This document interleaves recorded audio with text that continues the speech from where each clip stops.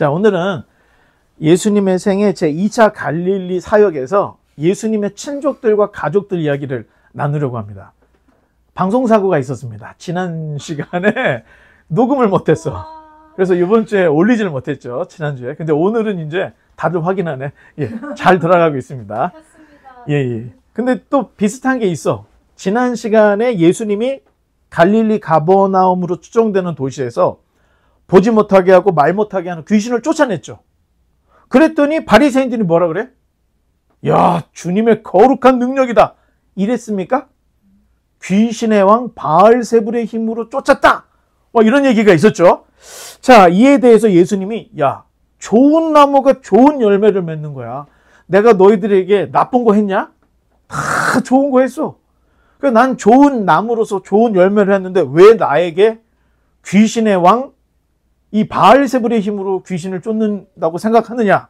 그러니까 헛된 말을 하는 이 바리새인들에게 성령을 모독하는 너희들은 영원히 용서받을 수 없어. 아주 무서운 이야기를 지난 시간에 했죠. 오늘 좀 비슷하게 맞아. 그 이야기가 맞는데 이 중복되는 이야기가 조금 있습니다. 그래서 지난 시간에 우리가 못했어도 영상을 못 올렸어도 오늘 이제 조금 더 할 텐데, 사실 근데 예수님이 바리새인들을 그 이야기할 때 너희는 마치 귀신이 있다가 나갔어. 그런데 귀신이 갈 데가 없어서 다시 들어가 봤더니 깨끗이 청소되어 있는 거야. 그러니까 가서 자기보다 더 악한 7 귀신을 데리고 들어왔다 했는데, 처음 상태보다 바리새인들 너희들 상태가 7 귀신 들린 것처럼 지금이 더 피폐하고 더 악하고 더 못된 상태라는 것을 비유적으로 이렇게 이야기했던 것을 우리가 지난 시간에 봤습니다. 자, 이 사건과 연결을 해서 마태는 예수님의 친족들과 가족들이 이제 예수님께 나오는 이야기가 나와요. 그런데 같은 내용을 담고 있는 마가복음은 이 사건, 이 두 사건을 하나인 양 기록을 하고 있어요. 그래서 귀신을 누가 쫓았죠? 귀신을 누가 쫓았어? 예수님이 쫓았잖아. 그러면 예수님을 잡으러 온 사람들이 있어서 첫 번째가 누구였죠? 친족들이 예수님을 잡으러 왔어요. 그리고 바알세불의 힘으로 귀신을 쫓아냈다고 비난하는 서기관들이 나와요. 마가복음에는. 그리고 예수님을 데려가려고 하는 가족들이 또 등장해. 그러니까 지금 이게 마태복음에서는 바리새인과 예수님과의 논쟁이 주였지만 마가는 이 사건을 바라볼 때 예수님을 놓고 친족들이 데려가려고 했고 서기관들이 욕을 했고 가족들이 결국에는 예수님을 데리러 왔다고 하는 이 예수님의 그 바알세불 귀신 이 이야기하고 가족들이 연관되어 있는 걸로 기록을 하고 있다는 거예요. 자, 근데 문제는 당시에 예수님을 좋아하는 사람도 있었지만 싫어하는 사람이 많았습니다. 그런데 싫어하는 사람들 대부분 다 누구예요? 지도자급들은 다 싫어했어요. 자기네 기득권들이 무너질까봐 그래서 오히려 예수님을 싫어했던 거예요. 그런데 예수님을 좋은 관점으로 봐야 되는데 예수님을 그렇게 보지 못하는 가족들도 많이 있었던 것 같아. 예를 들면 예수님이 명절에 빈둥거리고 있으니까 아, 형님 무엇인가 큰 일을 하려고 하면 예루살렘 가서 하시오. 막 이런 거가 나와요, 성경에. 그러니까 가족들도 예수님을 예수님의 동생들도 어떤 하나님의 아들이나 이렇게 보지 않고 잘났으면 좀 이렇게 하시오. 막 이런 내용들이 나옵니다. 자, 세례 요한은 일찌감치 출가했다 그랬죠. 집을 떠났다 그랬죠. 그러니까 청소년 시기에 집을 나가서 미친놈처럼 낙타 옷 입고, 가죽띠 메고 메뚜기 석청 먹으면서 막 나돌아다니는 정신 나간 사람을 보고 있었을 가능성이 있어요. 친척들이. 그런데 예수님이 어떻게 돼? 30살쯤 되니까 예수님도 집을 나가. 그리고 세례 요한한테 가. 그러니까 가족들이 볼 때는 야, 우리 집안 큰일 났네. 요한이라는 녀석은 이렇게 길을 나갔더니 그냥 집 나가가지고 저 미친 자처럼 저러고 다니고 이제 예수도 이제 저 세례 요한을 따라서 미쳐가는구나. 가족들이 그렇게 생각했다는 거예요. 친지들도. 자, 복음 한번 넘어가 보겠습니다. 읽어보겠습니다. 집에 들어가시니 무리가 다시 모임으로 식사할 겨를도 없는지라 예수의 친족들이 듣고 그를 붙들러 나오러 이는 그가 미쳤다 하밀러라. 자, 붙들러 나갔다는 거예요. 붙들러. 자, 예수님에게서 놀라운 능력이 나타나고 있었는데 이것은 누구도 부인할 수가 없었던 일입니다. 당연히 무리들 중에는 예수님으로부터 치유받고 자유를 얻은 사람이 있었겠죠. 미쳐 돌아다니는 거야. 그리고 몸에 질병이 있었던 거야. 그런데 예수님이 고쳐줬어. 그런데 예수님이 그 고쳐주는 사역이 식사할 겨를도 없었대요. 그리고 어떤 복음서에서는요, 밤이 맞도록 병자들을 고쳐줬다는 거예요. 그러면 예수님 주변에 고침받고 자유롭게 된 사람이 자, 주님 저는 이제 떠나겠습니다 하고 떠난 사람도 있었겠지만 상당수는 예수님 주변에 예수님을 따라다니고 있었던 걸 볼 수 있어요. 그래서 당시 예수님 주변에 있던 사람들은 예수님을 랍비 이상, 선지자 이상, 어쩌면 메시아가 아닌가? 자, 이렇게 생각하고 예수님을 따르던 이들이 있었던 거예요. 자, 그런 일은 친족들도 알고 있었고요. 종교 지도자들도 다 알고 있어. 예수님 주변에는 예수님의 기적을 경험한 사람이 많다는 걸 다 알고 있었던 거야. 그러니 예수님께서 기적, 표적, 이적을 일으킨 일들을 사실은 기적을 일으킨 게 아니야. 이런 말을 아무도 할 수가 없었다는 거예요. 자, 그래서 당시 예수님 주변에 있던 사람 중에 서기관들이 예수님이 정말로 어떤 능력이 있는지를 조사차 나왔던 거야. 자, 재미있는 것은 마태복음에서는 바리새인이라고 나와요. 그런데 마가복음에서는 서기관들이라고 나와요. 서기관들이라고. 좀 더 읽어보면 나오는데, 자, 문자적으로 보면은 야, 바리새인하고 서기관이 틀리잖아. 이거 성경이 잘못됐네. 이렇게 말할 수 있지만 서기관들의 대부분이 다 바리새인입니다. 그러니까 쉽게 얘기하면 그놈이 그놈이야. 바리새인 중에 서기관으로 일하는 사람이 있고요. 서기관이 거의 대부분 다 바리새인들이었기 때문에 같은 종족이었는데 보는 시각과 관점이 좀 달랐다는 거예요. 바리새인으로 마태는 봤고 마가는 더 세부적으로 본 거예요. 그냥 바리새인이 아니라 서기관들이었다. 자, 또 한번 넘겨보겠습니다. 예루살렘에서 내려온 서기관들은 그가 바알세불이 집혔다 하며 또 귀신의 왕을 힘입어 귀신을 쫓아낸다 하니, 자, 참고로 30절을 읽으면 그때 당시의 분위기를 더 잘 알 수 있는데 한 번 더 넘겨보겠습니다. 읽어보겠습니다. 이는 그들이 말하기를 더러운 귀신이 들렸다 하미러라. 자, 그들이 누구예요? 서기관, 바리새인, 종교 지도자들을 얘기하는 거예요. 당국자들은 예수가 더러운 귀신이 들렸다 이렇게 규정을 했다는 거예요. 자, 이 사건 기록 전체를 보면 바리새인과 서기관들은 예수님을 귀신 들려 미쳐 나돌아다니는 뭐 이런 아나무인 뭐 이런 정도로 생각하고 있다는 겁니다. 자, 그랬더니 지난 시간에도 이어지죠. 자, 넘겨보면 비슷한 이야기도 한번 읽어보겠습니다.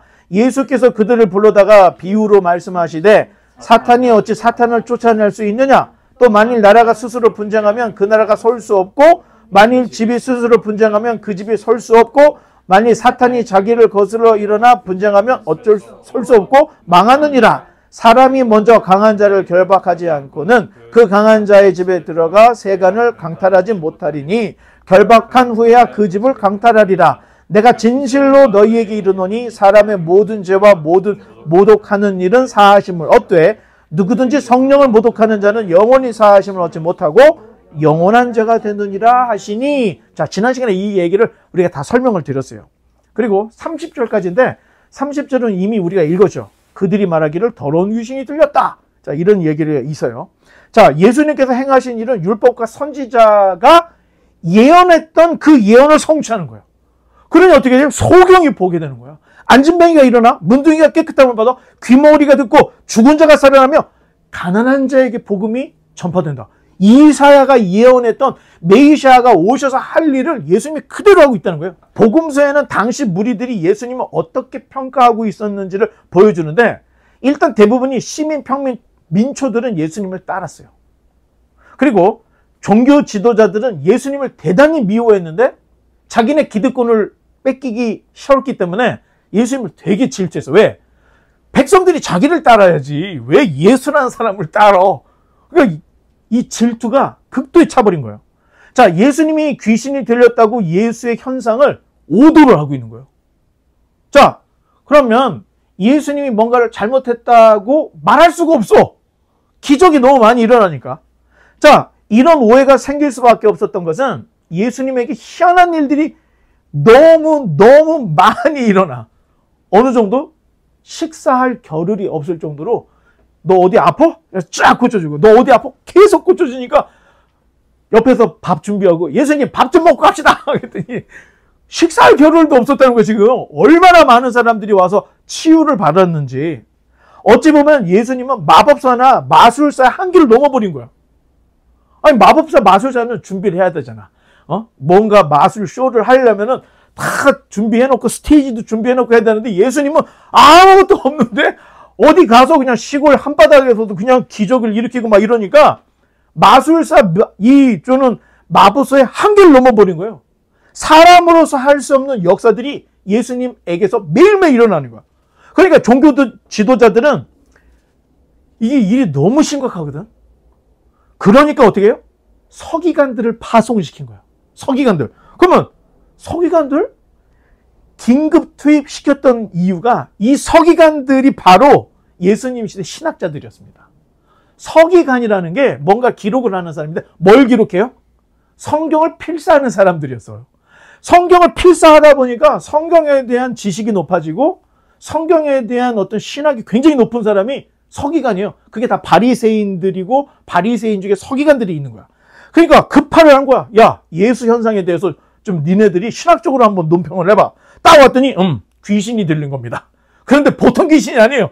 귀신의 왕 바알세불이 집혔습니다. 신학자들이 그때 당시에 종교인들을 이끌고 있던 신학자 서기관들이 이렇게 규정을 한 거야. 자기들 눈에도 이거는 사기네, 이거는 마술이네, 이렇게 말할 수가 없어. 그런데 계속 그런 일이 나. 여러분, 그때 당시에 인터넷이 없었으니까 이 정도로 끝났죠. 오늘날 예수님이 오셔서 막 사람들을 막 고치고 병자를 일으키고 한다고 쳐봐. 그러면 세상이 쇼크를 먹을 거야. 야, 이거 큰일 났다. 신이 왔다. 이거 난리가 났을 일이에요. 그런데 그때 당시에 이런 게 모자라. 어떤 사건이나 사고가 전달이 되기까지는 우리가 대충 보는 게 제일 빨라야 3개월을 보는 거예요. 길게는 3년 가야 이 예루살렘에 있었던 일을 저기 멀리 가서 살고 있는 디아스포라 떠돌이 이 유대인들이 한 3년 지나야 그 얘기를 듣는 거야. 지금은 어떻게 해요? 지금 실시간이잖아. 여기 있는 이야기도 지금 우리 예배 드리는 것도 실시간으로 중계를 할 수 있잖아요.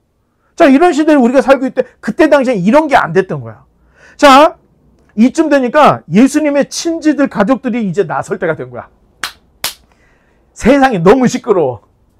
당국자들이 예수님의 기적을 얼마나 그거 가지고 가족들에게 요셉, 마리아, 니네 형 좀 잡아가. 내가 잠을 못 자겠어. 시끄러워서 막 이러면서 막 민원이 막 쇄도하는 거예요. 그러니까 가족들도 힘들어. 자, 이미 친지들이 예수님 잡으러 왔던 거예요. 아까 초반에 읽었잖아. 그런데 실패했습니다. 그랬더니 이번에는 어떻게 돼요? 서기관들 다 이런 일이 있고 나서 이제 가족들이 예수님을 데리러 온 거예요. 자, 넘겨보면 읽어보겠습니다. 그때 예수의 어머니와 동생들이 와서 밖에 서서 사람들 보내어 예수를 부르니 무리가 예수를 둘러 앉았다가 여짜오되 보소서 당신의 어머니와 동생들과 누이들이 밖에서 찾나이다. 자, 예수님의 모친 마리아, 동생들, 누이들까지 있었답니다. 그러니까 예수님 가족은 굉장히 많았다. 왜? 예수님이 첫째잖아요. 둘째, 셋째, 넷째에 동생들, 남동생들, 여동생들도 있었다는 거예요. 자, 예수님을 데려가라고 했는데 예수님 주변에 사람들이 너무 많은 거야. 갈 수가 없어. 그러니까 예수님의 가족들도 예수님께 다가갈 수 없으니까 말이 전달된 거. 예수의 가족들이 왔네. 어머니가 오셨네. 막 이런 얘기들이 막 이제 막 하니까 예수님께서 이제 예수님 잠깐만요. 왜? 그랬더니 지금 당신의 가족들이 밖에서 당신을 찾나이다 하고 얘기를 해줬던 거야. 그랬더니 예수님께서 이렇게 얘기를 하죠. 넘겨보면 읽어보겠습니다. 대답하시되 누가 내 어머니며 동생들이냐 하시고 둘러앉은 자들을 보시며 이르시되 내 어머니와 내 동생들을 보라. 누구든지 하나님의 뜻대로 행하는 자가 내 형제요 자매요 어머니니라. 자, 어떻게 보면 예수님이 가족들, 특히 어머니를 홀대하거나 무시하는 것처럼 보일 수 있어.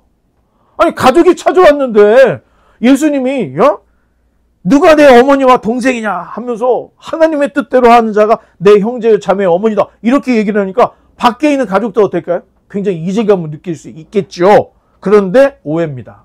예수님은요, 자기 가족들을 홀대하거나 무시하지 않고 계셔요. 특별히 예수님을 낳아준 육신의 어머니 마리아를 절대로 홀대하지 않았습니다. 가나 혼인잔치에서 예수님의 어머니가 마리아가 야, 술이 떨어졌단다 그랬더니 거기서 여자요? 나하고 무슨 상관이 있습니까? 아니, 번역이 잘못된 거야. 원래는 마담이에요, 마담. 제가 인도 회사에서 일을 하고 있는데 보통 사람들은 뭐 이렇게 다 부르는데 인도 사람들은요, 카스트 제도 때문에 자기 신분이 있어. 근데 사장이 굉장히 지위가 높은가 봐. 거기서 일하는 직원 중에 하나가 레이디라고 부르더라고. 사장님을 레이디 하면서 얘기를 해. 굉장히 공손하게 얘기하는데 마담 레이디가 엄마에게 마마 하고 부른 거하고 똑같은 거야. 그런데 우리 성경에서는 여자요 하고 부르니까 이게 지금 미쳤나 이렇게 생각할 수 있는데 그게 번역의 차이였다는 거예요. 그때 당시에는 굉장히 높여서 부른 거예요. 여자요 이 얘기가 마담 레이디 마마 어머니 이렇게 부른 거하고 똑같은 거예요. 자, 예수님이 십자가 처형당할 때 예수님의 어머니 마리아, 이 마리아, 저 마리아 하면서 다 와서 예수님 십자가 처형을 받죠. 자, 그때 예수님이 자기 어머니 마리아 그리고 사도 요한이 끝까지 갔는데 요한에게 야, 니네 어머니다 이제. 그렇게 자기 어머니를 사도 요한한테 맡겨요. 왜? 분명히 자기 동생들, 남동생, 여동생들이 있어. 그런데 예수님이 알잖아. 3년 6개월 동안 공생애 하면서 돌아다니셨지만 집을 잃어버리지 않아. 그래서 우리가 지난 시간에 갈릴리 나사렛 갔다가 설교해가지고 잘못 설교하고 막 군중들이 와가지고 막 예수님 밀쳐가지고 떨어뜨리려고 했던 거 있었죠. 그래서 예수님이 가버나움으로 이사 갔다. 가버나움으로 베이스 캠프로 옮겼다. 이런 얘기를 했었는데 이제 우리가 예수님 생애 보면 또 나사렛에 또 갑니다. 예수님이. 나사렛에 자기 집이 있잖아. 그러니까 예수님은 자기 어머니나 가족들을 홀대하지 않아. 그러면서 자기 동생, 자기 집안 형편으로는 마리아가 아주 그냥 돌아가실 때까지 그냥 시질이 고생하게 생겼으니까 사도 요한에게 야, 니네 어머니다. 사도 요한이 끝까지 책임집니다. 마리아가 평생 고통당하지 않게 사도 요한이 책임져줘요. 예수님이 그냥 내가 하나님인데 나 한번 태어나게 했다고 네가 뭐 얼마나 대단 이러지 않았다는 거예요. 불쌍하고 연약한 거 아니까 그나마 세베드의 아들들이 배도 있고 집도 있잖아. 그러니까 얘네들한테 맡겨서 자기 어머니가 고통당하지 않게 그렇게까지 해놓고 그 다음에 떠나요. 자, 주님도 혈연 관계를 무시하지 않았었습니다. 그런데 그것보다 더 중요한 게 있어. 과연 하나님 나라의 가족이냐 아니냐 이게 더 중요하다는 거예요. 자, 아무리 마리아, 요셉, 예수님의 혈연 형제 자매라 해도 그들이 예수님을 믿지 않고 예수님을 배격하고 하나님에게 멀어지면 그분들은 하나님 나라의 가족이 될 수 없다는 거예요. 결국엔 혈연으로는 엄마, 아빠, 동생, 오빠, 형 할 수 있지만 결국에는 하나님 나라에 같이 가지 못하면 그냥 이별을 하는 거예요. 자, 이 말은 비록 혈연 관계가 없을지라도 하나님 나라의 가족이 되면 뭐가 된다는 거예요? 예수님의 형제, 자매, 어머니가 된다는 얘기입니다. 그런 입장에서 교회는 또 하나의 가족이라는 거예요. 그냥 신앙의 공동체라고 이야기할 수 있지만 사실 우리 원래는 아니 요새 교회에 집사 아닌 사람이 없어. 권사 아닌 사람이 없어. 장로 아닌 사람이 없어. 교회 다니는 사람의 명칭에는 항상 장로, 권사, 집사가 붙어야 된다고 오해를 하고 있는데 아니에요. 원래는 형제, 자매라고 하는 게 제일 좋습니다.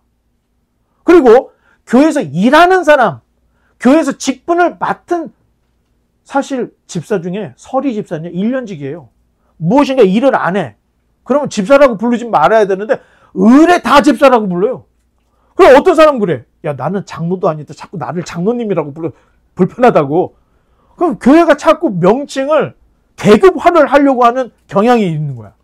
나는 그건 원치 않다고, 그거는 옳지 않다고 생각하고, 원래 근원은 하나님의, 예수님의 형제, 자매, 어머니, 아버지가 되는 게 제일 좋은 거예요.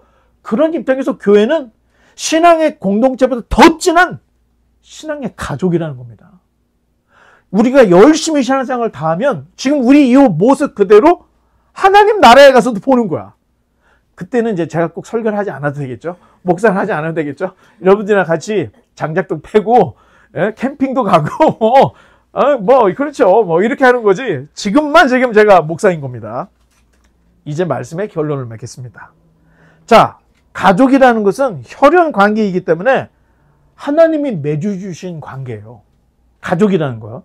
그게 굉장히 중요한 겁니다. 그런데 부모나 자녀들은 내 자녀, 내 부모를 선택할 수 있습니까? 없습니까? 이게 신비예요. 가족인데 내가 원하는 사람으로 가족 멤버를 구성할 수 있는 게 아니야. 태어났더니 기현이가 태어난 거야. 태어났더니 기현이. 그래서 가족이 된 거지. 자, 100명 중에 골라. 그래요? 그러면요? 어쩌고저쩌고 내가 고르겠지. 근데 그렇게 고를 수 있는 게 아니야. 자, 자녀들도. 자, 내가 이제 태어날 때, 우리 부모는 금수저였으면 좋겠고, 우리 부모는 키가 한 180 됐으면 좋겠고, 막 고를 수 있는 게 아니라니까요.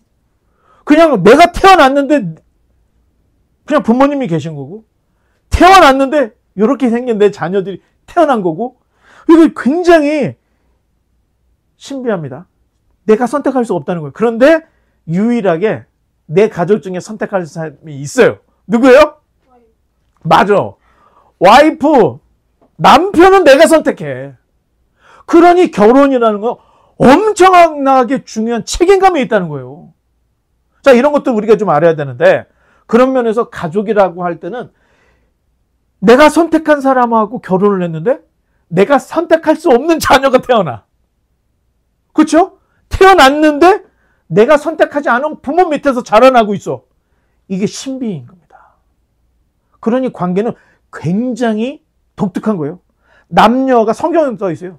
부모를 떠나서 남녀가 한 몸이 돼서 한 가정이 되는 거예요. 자, 그러면 성경에서 구약에서 전제하고 있는 가정은 뭐예요? 서로가 서로를 사랑해서 결혼을 했어. 그 둘 사이에 또 하나의 사람이 만들어진다는 거예요. 자, 그래서 여러분들이 나중에 결혼을 보면 알겠지만 결혼을 해서 애기 낳잖아요. 애가 부인하고 내가 서로 선택하고 사랑해서 결혼했는데 애가 매일 파고 들어와. 엄마, 아빠 하면서 둘을 막 띄워놓고 자기가 그 속에 막 들어가려고 그래. 그러니까 이 애기들 때문에 애정 표현이 안 돼. 중간에 이 애기가 끼어들어서. 그런데 이 아이가 둘 사이를 떨어지지 못하게 하는 기능을 한다는 거예요. 아이가. 때로는 둘 사이를 이렇게 갈라놓는데 이 아이가 두 사이를 더 돈독하게 한다니까? 그래서 육아는 여자들만의 일이 아닙니다. 육아는요, 남자들의 이 목소리에 감성이 애들이 발달해. 자꾸 책 읽어주고, 우리가 밥상머리라고 그러죠. 밥 먹을 때 하는 이야기. 애들 귀에 쏙쏙 들어갑니다. 백엔릿 교육이라고 그러죠. 잠자기 전에 성경 읽어주고 기도해 주는 거. 그 아이가 어떻게 기도해주지 모르는데 저절로 막 기도가 나와. 왜? 저녁마다 부모님이 기도를 해주니까 그 기도해. 이렇게 해야 된다는 거예요. 가족이라는 게. 그래서 육아는 남자 여자가 함께해서 온전한 사람을 길러내는 거예요. 자, 이게 창조 사역의 연속이라는 거예요. 하나님이 아담과 하와는 자기가 빚어서 만들었어. 그런데 그 다음부터는 자기들 사이에서 아이가 태어나게 만들어. 그러면 이제 하나님은 더 이상 사역을 안 할까요? 아니죠. 아이가 태어나는 이 모든 일들은 하나님이 계획한 하나님의 창조 섭리가 계속 연결되고 있는 연속적인 사역이라는 거예요. 그러니 결혼해야죠. 당연히 해야죠. 그리고 애도 많이 낳아야죠. 이게 다 성경에 근거한 이야기들이라는 거예요. 자, 그런 의미에서 보면은 가족은 굉장히 중요해요. 그래서 예수님도 자기 가족에 대한 중요성을 항상 잃지 않았을 뿐만 아니라 그 중요한 가족을 어디에 대입을 시켜요? 교회에다 대입을 시킨다니까? 비록 우리가 태어난 환경, 자라는 환경은 다 틀려. 그런데 예수님을 믿음으로 인해서 우리는 또 하나의 가족이 됐다는 거예요. 그래서 교회가 나의 또 하나의 가족이 돼야지, 이 안에서 파벌 싸움, 이 안에서 편가르기, 이건 교회가 아닙니다. 그때부터는 목사 설교가 안 들립니다. 분명해요. 목사하고 싸우면 목사 설교가 안 해요. 목사가 막 얘기를 하면 니나 잘하지. 안 들어. 끝장난 거예요. 그러니 말씀을 가르치는 자들에게 배나 존경하라. 바울이 그런 얘기를 하고 있습니다. 고린도전서 읽어보면. 그러니까 신앙이라는 건요, 하나의 가족이다 생각해서, 내 가족이 누가 무슨 일을 했어. 그러면 넌 이제부터 내 가족이 아니야. 그렇다고 해서 없어지는 게 아니잖아. 교회도 마찬가지래요. 누구나 실수할 수 있어. 거룩이 여기 있는 거예요. 거룩은 나 혼자 살면서 이루어지는 게 아니라 공동체성이 있어야 하고 가족이 있어야 돼. 그 안에서 서로 밀어주고 당겨주고 내가 양보하고 내가 도와주고, 이 안에 이 관계 속에서 가족이 더 혈연보다 끈끈해지는 거예요. 교회가 이런 곳이라는 거예요. 여러분, 혹시 내가 능력은 없지만 학비로 그러면 같이 놓고 기도해요. 나는 가난이 무슨 죄도 아닌데 내가 학비가 없어서 불안해. 내가 지금 생활비가 떨어져서 불안해. 말도 못하고 교회 안 나고 그러지 마세요. 교회 헌금 왜 내? 내가 어려울 때, 일반 사람들도, 조합도, 개 하는 것도 돈 모아가지고 내가 큰일 있을 때 개 타가지고 일하고 십시일반 도와주고 이러잖아. 교회에서는 왜 그렇게 하면 안 되죠? 교회에서 누가 뱅크럽 당해서 그러면 도와줘야지. 교회 안에서 누군가가 질병으로 고통당해. 교회 헌금 털어서 거기다 갖다 주면서 치료받게 도와줘야죠. 학비가 없어서 학교를 그만 다녀야 되게 생겨서 십시일반 도와서 학교 다니게 해주고, 이게 교회고 가족이지. 우리가 클럽 아니잖아요. 교회는 또 하나의 가족이다. 누군가가 내 손가락을 꽉 물어버렸어. 요거만 아프고 나는 괜찮다. 이게 되겠습니까? 가족이 안 된 거야. 진짜 가족은요, 누군가가 내 손가락에 꺾어갖고 아프면 전체 다가 아픈 게 한 가족이고 한 형제고. 자, 예수님이 그런 얘기를 하는 거예요. 사실 예수님이 밥 먹을 겨를도 없이 사역을 하는데, 그 사람들은요, 사실 그 중에는 수산나 이 말이야 저 말이야 이러면서 이 사람들이 자기 돈을 털어서 예수님 사역을 도와주는 사람이 거기도 있어. 그런데 가족이라고 하니까 예수님이 야야야 비켜 길 터줘 하면서, 마리아 빨리 오세요. 야 제임스 빨리 와. 이랬으면 사람들이 어떻게 했어요? 뭐지? 이렇게 생각을 했을 건데 전혀 그러지 않는다는 거예요. 누가 내 어머니냐? 누가 내 형제냐? 자매냐? 누구든지 제일 중요한 키포인트가 있어. 하나님의 가족이 되려면 뭐라고 그래요? 하나님의 뜻대로 행하는 자가 내 형제요 자매요 어머니라는 거예요. 이게 중요합니다. 그러면 하나님의 뜻을 알아야 하나님의 뜻대로 행할 거 아니야. 하나님의 뜻이 어디 기록되어 있어요? 성경이 기록되어 있잖아. 당연히 예수님 믿고 예수 천당 불신지옥으로는 거기까지 갈 수가 없어요. 성경을 면밀하게 따져보고 읽어보고 진리를 탐구해서, 여러분 자동차 운전면허 할 때 자동차만 있으면 운전합니까? 법규를 알아야지. 자동차에 대해서 알아야지. 자동차 운전의 문화에 대해서 알아야 사고가 안 나는 거예요. 이런 모든 관계를 해야 운전자로 서는 것처럼 신앙님도 마찬가지예요. 그냥 교회에 앉아있다고 해서 되는 게 아니야. 거기에서 말하는 신학적인 이야기도 알아야 되고요. 성경적인 내용도 알아야 되고요. 더군다나 교회 생활을 잘하려면 교회 생활에 관련된 법규, 이게 헌법이에요. 사실 우리가 주일에 한 번 예배 드리기 때문에 다 가르치지 못해서 그렇지, 원래대로는요, 수요일 날은 우리 교회 내규, 우리 교회 헌법을 다 알려야 돼.